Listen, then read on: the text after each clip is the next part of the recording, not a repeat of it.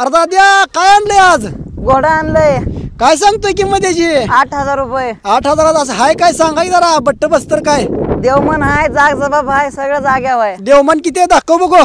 एक लसण्या देवमन आहे, एक बघा एक ईद देवमान आहे घोड्याला. आणि घोडा आता वय किती आहे घोड्याचं? घोड्याचं 3 वर्ष आहे वय. दाताला कसा आहे घोडा? चौथा. चौथा म्हणजे सगळं बट्ट बस्तर सगळं जागेला आहे ना? सगळं जागेला आहे. किती आलं तर दे जाय फायनल? फायनल वय हा. द्यायचं 7,500 ला. 7.5 आलं तर दे जाय. हा.